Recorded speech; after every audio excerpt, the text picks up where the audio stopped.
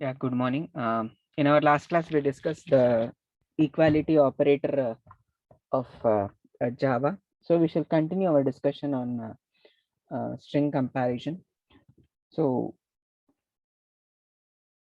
the Java string class provides a mechanism to compare a specified prefix of a string. So which means here we can compare or test whether a string starts with a specific prefix using the API that is starts with. So public Boolean, the return type is Boolean, starts with, and the parameter we have to pass is a prefix. So now what happens? So in this example, figure dot starts with FIG.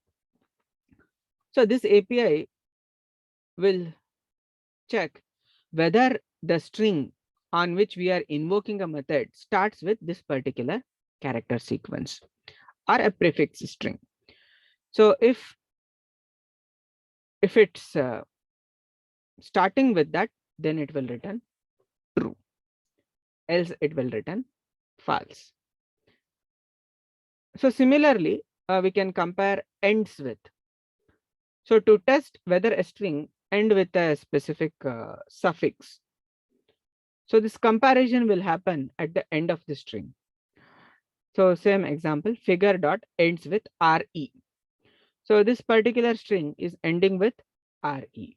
So it will return true. So if it doesn't end with RE, then it will return false. So this way a prefix and suffix can be compared in the strings. Yeah. Again, equality, equal versus double equal to. So yesterday we had discussed this. So equal method and double equal to operator are two different operations. So equal method compares the characters inside the string, whereas double equal to operator compares two object references to check whether they refer to the same instance or not.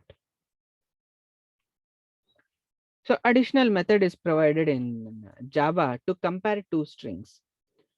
So if we were to compare an integer, we would have used the greater than, less than, equality operator to compare. If we want such a comparison on strings, then we have to use the compare to operator.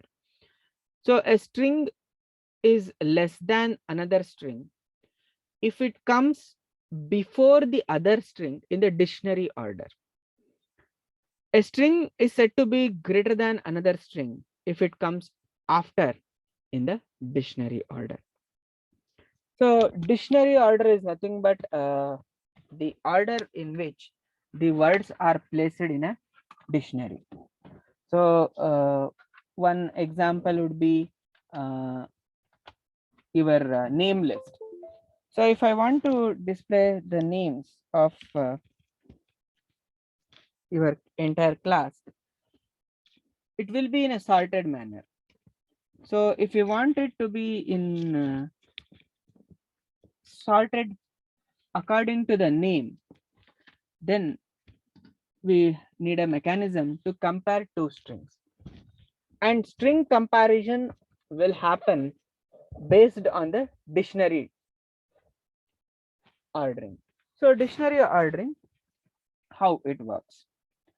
So consider the strings are two names like this. So two people, okay, their name starts with same characters. So maybe like this.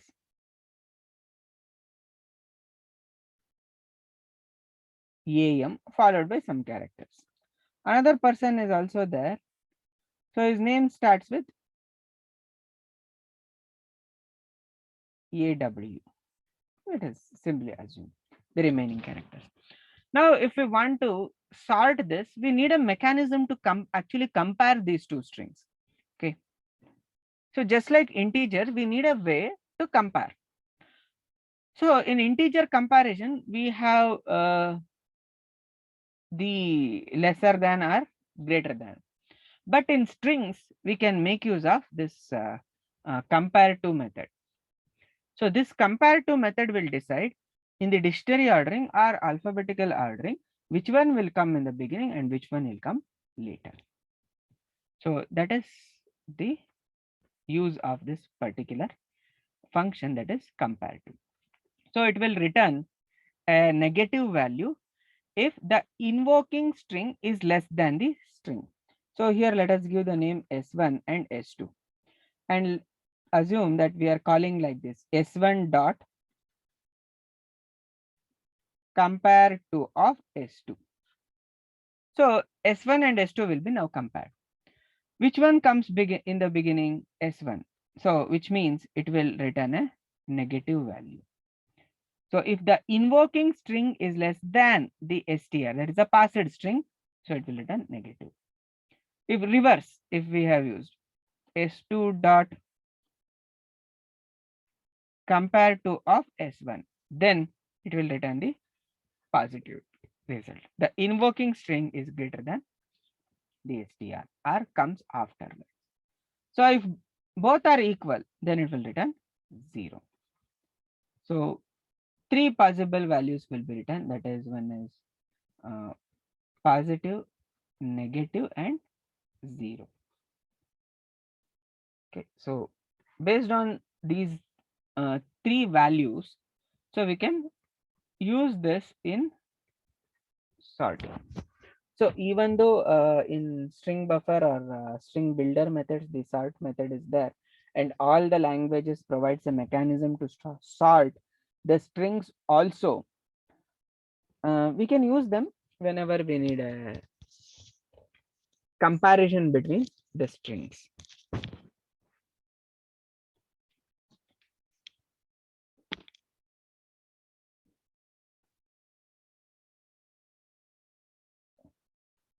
So next, searching of strings. So searching of strings can be done in the string class method and provides a API. So index of.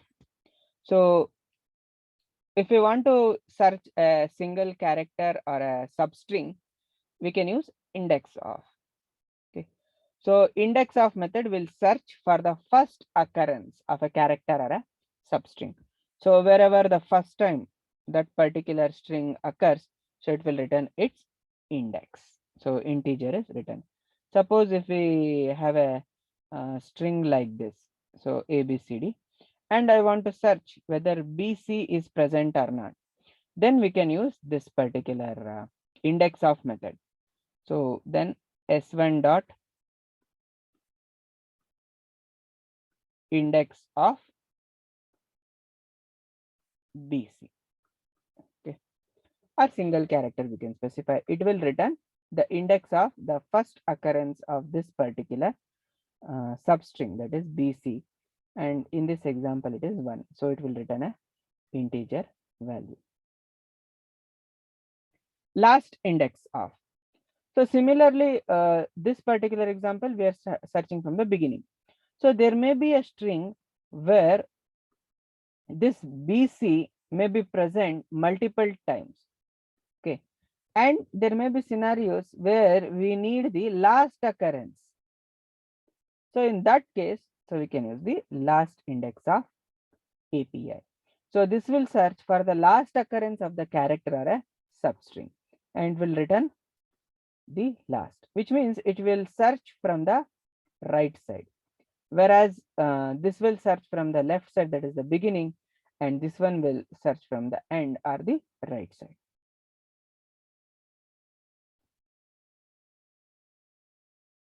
Okay, so this is regarding the searching based on the index of and last index of methods. So we can also specify the starting point from where the searching should start. So one such example is index of. So the character we are specifying, again here additional parameter we are passing, that is the starting index from where it should start beginning. If we don't specify this index, by default it is 0. if we want it to start at a specific location, then we can use it. The last index. Suppose if we specify 5 as the index in the first example, let us assume 5 as the starting index. Then it will check from 5th index till the end. From 5th index to end, it will search. Now, if we use the last index, suppose same, let us assume we have used 5. Then it will check from 5th index position till 0th, in the opposite direction. Okay. Right. So the direction is reverse. So index of from the specified index till the end, whereas in the last index of, it will search from the specified index position till the beginning. So the other two overloaded is a string. So the only difference is string is passed character. So either we can pass string or we can pass characters. So by default, it is overloaded in the string class to accept both the character and a string.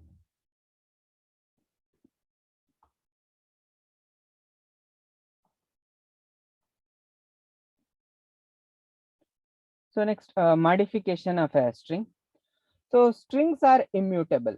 So strings are immutable means, so once a string is created, so it is final.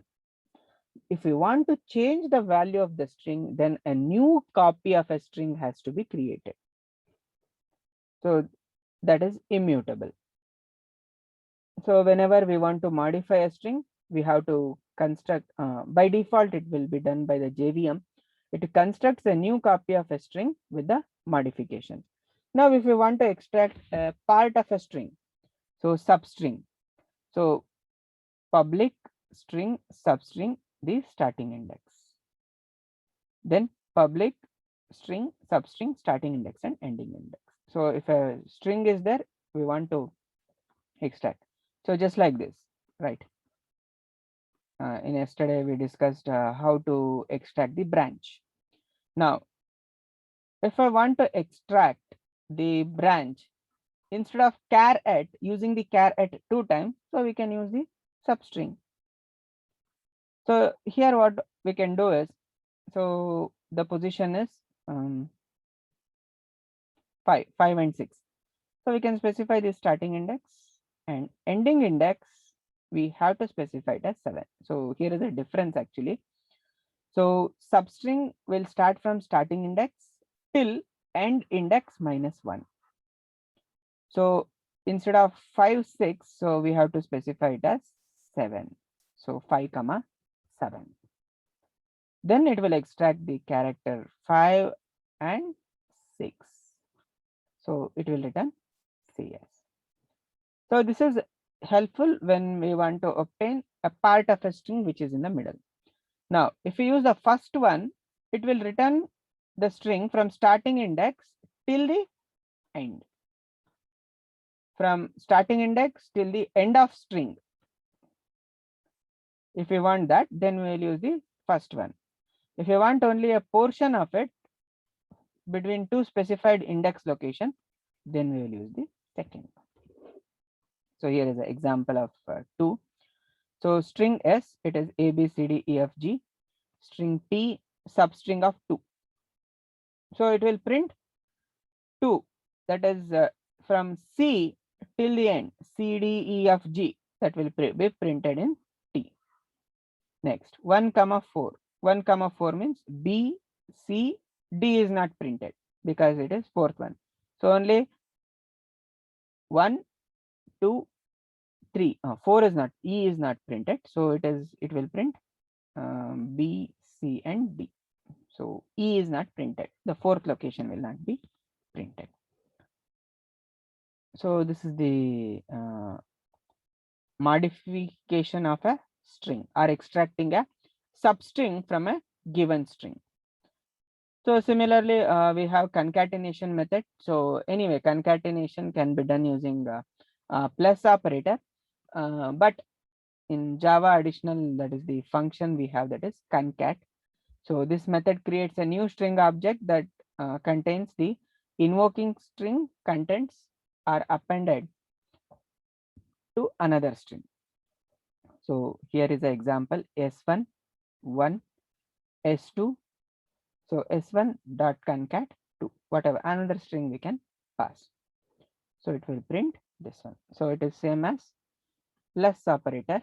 The only thing that is the expansion, that is concat.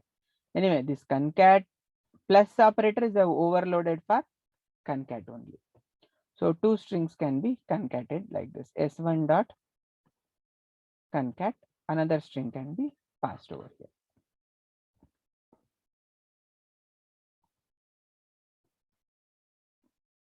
So similarly, one more method, that is the replace. So this replace method replaces the characters. Okay, so it has two forms. So in the first form, it replaces all occurrence of one character in a string with another character. So its syntax is string replace original character replacement character. Okay. Suppose let us assume we have a date declared as a string, and we have put like this 08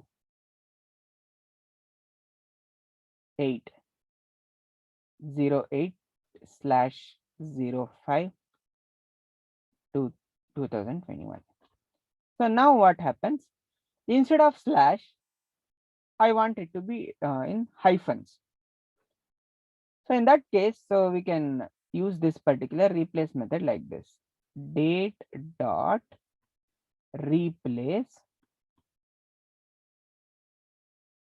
So the original character is this forward slash, and replace it with hyphen.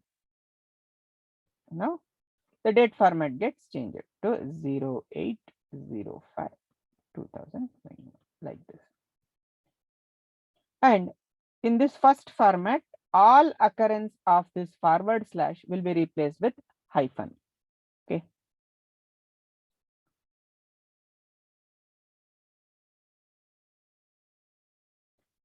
So in the second form of the replace method, it replaces one character sequence with another. Right here we are replacing only a single character. So instead of single character, we can pass a character sequence and replace them. So character sequence is nothing but the string actually. So the entire sequence can be replaced. So next and the foremost important one in the application, that is the trim method. So this trim method returns a copy of an invoking string from which any leading or trailing white spaces will be removed. So this is useful in logins especially. Suppose while logging into an any website, so you have to enter the username, right? So accidentally what happens many of the times when we are copying, our suggestions will come, right? So your mail ID comma will come as a suggestion, and we directly select it. But unknowingly what happens, there may be a space added to this. So if a space is added to this particular email ID, then it is a separate string, right? So the one space is also a character. So having a space at the end makes it a different character, and obviously the login will fail, indicating that that particular username does not exist.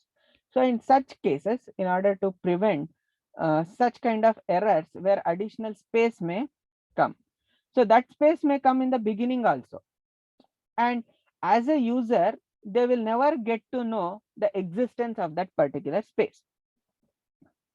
So in those cases, having a trim method that removes the white spaces. White space means it may be a space or a tab or a new line symbol. All those things will be returned or removed. Okay. So such removal is done using the trim method. So trim method, it returns a string. So here in our example only, So we can utilize like this. So the string can be passed over here, dot trim. So it returns the string without spaces. Okay, white space means it is the space, tab, or any other things that is related to spaces.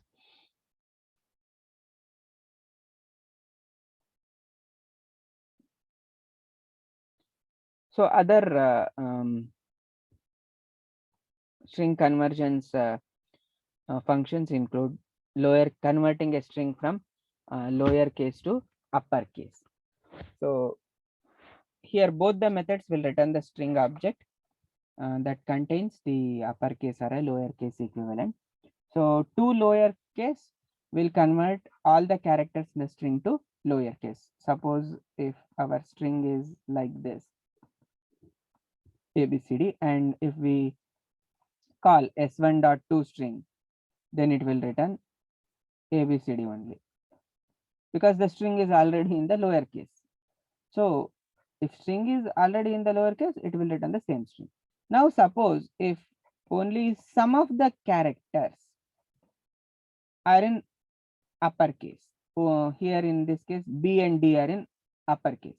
Now if we invoke this s1 dot to lowercase, then it will return ABCD. Whatever is in uppercase gets converted to lowercase.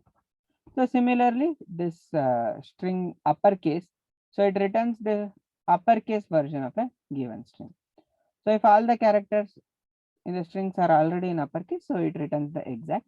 Now on this, if ABCD, if we call this uppercase, so it will return the uppercase. So whatever characters are there in lowercase, so it converts them into uppercase. So and again in the many applications, this is useful, because again in the login, as I said, uh, in our systems, so if you enter username in the lowercase like this, 4jn 18cs001, like this, while logging in, so using the uppercase to uppercase method, so we can convert it into uppercase. So 4jn 18cs001, even though this jn and cs are in lowercase, so they can be converted. So that is useful whenever we are printing name or USN, such kind of things, when we want everything to be in standard form.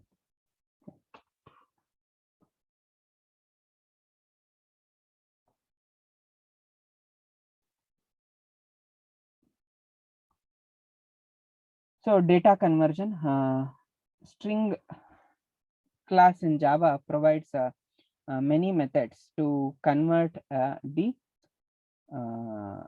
primitive data type into their equivalent form. So if we have a character and we want to convert it into a string, so we can use value of operator. So by automatically it happens. For example, if we are assigning a string like this, so character C, automatically this gets converted, or we can use value of. So this automatic conversion of any data type into string will happen in Java, right? For example, if we want to concatenate any integer with a string, then automatically this integer gets converted into string. But as a programmer, we will not get to know it. Only the compiler and JVM will do the task. If as a programmer we want to do it, then we have to use the value of operator. So this value of operator will return the string version of the primitive data type, such as character, boolean, integer, long, float, or doubles.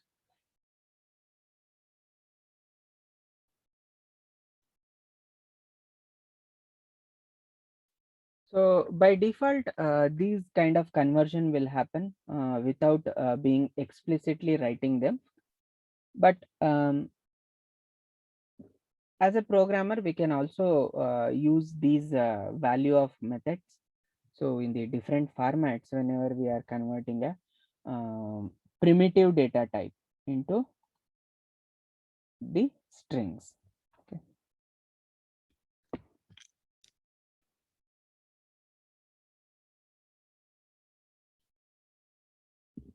So some additional methods that are present in the string classes are also there. Okay, so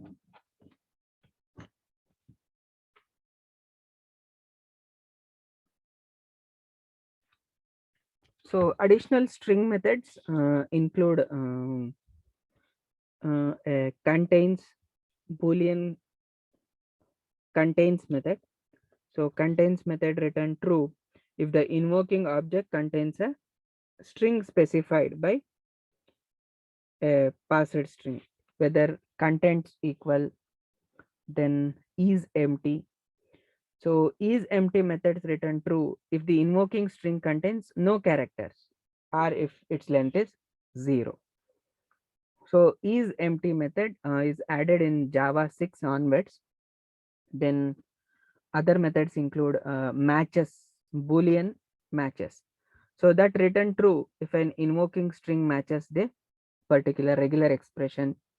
Then replace first, replace all, then split method. So many methods are there. Okay, so if you want to divide a string based on a specific character or into parts, so then split method can be utilized. So we shall discuss all those methods also. So in our next class, we shall discuss the string buffer class. So this string buffer is a peer class of string, and it provides much of the functionalities that are already present in the strings. Okay, and in addition, they provide many more methods for operating on strings. So we shall discuss the functions that are present in the string buffer class in our next class. So they provide a rich set of features. Okay, and also we have a string builder. So in our next class, we shall study those additional methods. Okay, so you can enter your attendance in the chat window.